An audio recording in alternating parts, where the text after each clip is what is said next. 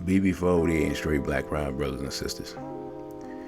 This is your brother, DC Radical 1, with episode 3 of DC's Radical Thoughts. And today I want to talk about the legacy of Dr. Martin Luther King Jr. As I'm recording this, people are celebrating King Day. And we hear the same old tired dribble about I have a dream. And I'll be completely honest, I'm not a fan of King, his philosophy, his ideology. I've never been a fan. And to be completely honest, when I was a young man, I was angry and confused as to why this was the only opinion in the black community, or why Martin Luther King was the one that was venerated. It was only when I became older that I realized that that's all that was presented, because that's all they wanted us to know. When I became a teenager, I was introduced to the autobiography of Malcolm X. I would go on from there to learn about the Black Panther Party. At the time, to show you how things were curated, my education was curated. Huey P. Newton, his books were out of print when I first started searching for them. Then when I was still a teenager when he was murdered. And so a few years later, the Panther movie was made and all his books were back in print. And I got to study the Black Panther Party and their ideology and their history. But back to Dr. King. The most devastating thing about Martin Luther King's legacy is that the part of his belief, if you will, and we have to be honest, some of these speeches were written by other people, so who knows how much of it was his belief and how much of it he was just a spokesman for. But the part of his belief about miscegenation, that part has come true. Something about little black boys and little white girls holding hands has become black men seeking out European females for sexual gratification and reproduction, and vice versa. Little black girls and little white boys are now holding hands and holding more than hands and reproducing. And King, the part that they put before us is basically, being completely honest, Martin Luther King taught us to love our enemies. And black people have followed that almost with religious fervor. But the part that King forgot to emphasize, and I don't think it was really as big a part of his philosophy, and I think he had to be reminded of it by people around him based upon his actions. The part he forgot is to love your black self. And the reason I say that his legacy is being carried out to a T with almost religious fervor is that black people to this day continue to love our enemies. And the trope of Martin Luther King is slammed down before us whenever we're shot down, and we're murdered or brutalized by the police, or we're shot down and murdered by white supremacists, or shot down and murdered by sometimes people that aren't even white, Chinese people and Indians and whatnot, whoever, like the Mexicans and whatnot. Like, those stories don't even get pumped up as much, but they are happening. And whenever that's the case, we follow King's legacy to a T. We love and forgive our enemies, but when it comes to other black people, we don't love ourselves. And so that lack of self-love that he didn't emphasize, the way that Malcolm X emphasized, the way that even the Panthers emphasized, the way that Marcus Garvey emphasized, those people that they don't tell us about, those people, their legacy is discarded, and we act as if we never heard about them. And maybe many of us haven't, or maybe many of us don't even have a understanding of what they taught. But we get this limited view of Dr. King. So we get this limited view of our history, and we get this limited view even of Dr. King's philosophy.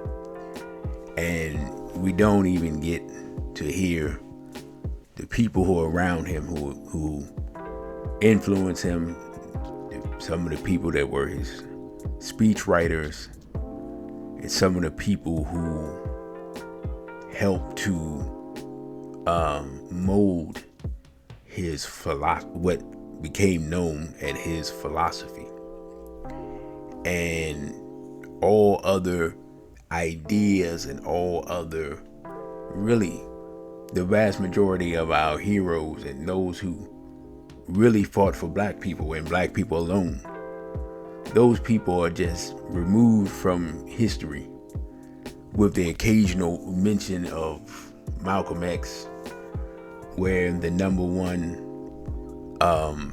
thing that they'll say is he changed his philosophy at the end of his life. Even though Malcolm X came back from Mecca, and almost one of the first things he said was, I haven't changed my philosophy. My political philosophy is black nationalism. My economic philosophy is black nationalism. So forth and so on. But that's what's presented to us as, in essence, that's what's presented to us as the legacy of Malcolm X. It's presented as he became more like Martin Luther King, when in reality, one can make the argument, after being around people like Stokely Carmichael, that Martin Luther King took a half step in the direction of Malcolm X, after meeting with people like the Honorable Elijah Muhammad, that he took, a 3/4 step in the direction of Malcolm X. But the reality of the situation is that King would never be like Malcolm X, because, simply put, he loved white people, especially white women. And that's really the real legacy of Dr. King, is convincing black people to love white people because he loved white women. And we never talk about his personal situation in his youth with his a white woman that he loved, that they couldn't be together because of the racial times. We don't talk about that motivating him to do the things that he was doing. So we get this fantasy of his humanistic views and his wanting us to all come together, and the selfish motives that were at the back of his mind, his subconscious mind, the reasons why he did what he did, that's never examined. And that subconscious love for our enemies is a subconscious love for our enemies that's been instilled in most black people, but we like to deny it. And just as King never spoke on it, but it was obvious in his philosophy, and in a very real way, the reason why we're in the condition that we're in is that philosophy and that subconscious love for our enemies. I watched the news today, check on the weather, and they were talking about an upcoming King March, and they were talking about the violence in the black community.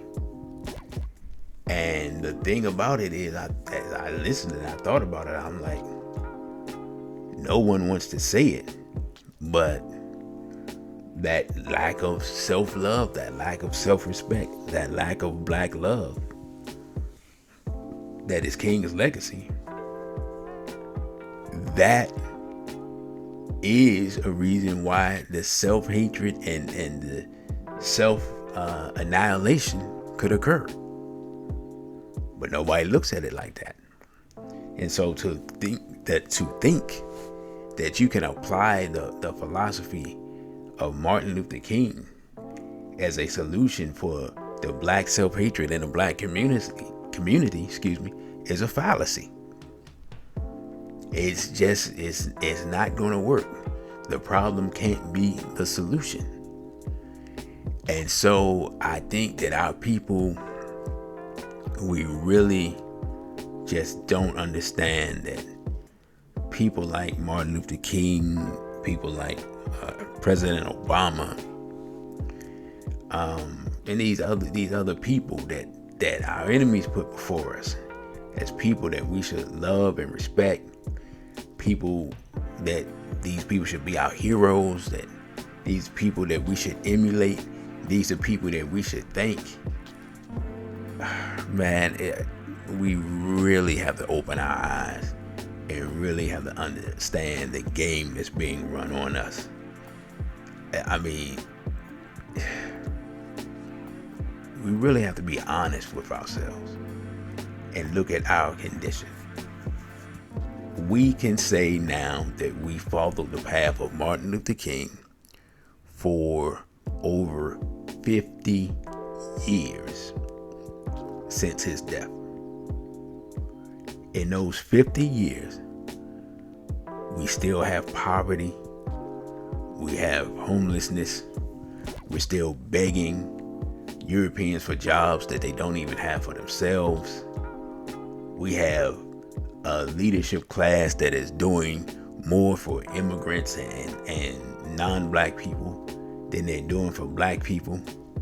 You can't even get black people in leadership, whether it's mayors or congresspersons or so-called civil rights leaders or any of these people. You can't get them to say black people without adding black and this and black and that and black and the other, whether it's black and Latino or black and brown or black and LGBT or black and whatever, you name it. And so that whole rainbow coalition, that whole love everybody vision has left black people out in the proverbial cold. It's left us, despite us being the people who have shed their blood, as Kwame Ture said. We shed our blood for the right to vote. We shed our blood for the right to use public accommodations. We shed our blood for the right to get certain jobs, and we shed our blood for the right to get certain economic opportunities. But how has that benefited us? And in reality, the situation is, if we're being completely honest, if you go back and you listen to the old civil rights leaders, they'll tell you that it was the threat of people like Malcolm X, people like Robert F. Williams, people like the Black Panther Party, people like the Deacons for Defense. They use the threat of those people as leverage. They literally went to white people. They went to Kennedy. They went to Johnson and told them, if you don't back us, if you don't fund us, if you don't get some of these bills passed, black people are going to start listening to these people. They're going to start listening to Malcolm X. They're going to start following the example of the Deacons for Defense. they're going to find out about Robert F. Williams. And they're going to start following the example of these people. And if that happens, then you really have a problem on your hands. And so while we're sitting around thanking King for this, that, and the other, we're just thanking him for nothing, considering the pitiful condition of our people. The real people who really did the work, and the people that scared the you-know-what out of the establishment, at the white establishment at the time, those people get ignored. And King gets a holiday where he's reduced to dreaming. In the meantime, the black man and woman in the 21st century, nearly 1/4 of the way through it, are still living in the same hell, just with upgraded technology that we've been living in for 500 years. So with that, brothers and sisters, again, I thank you all for listening. If you're watching via YouTube, don't forget to like, share, and subscribe. If you're listening to this on some other service, don't forget to like, share, and subscribe. And give me your feedback. This is your brother DC Radical 1, and this has been DC's Radical Thoughts.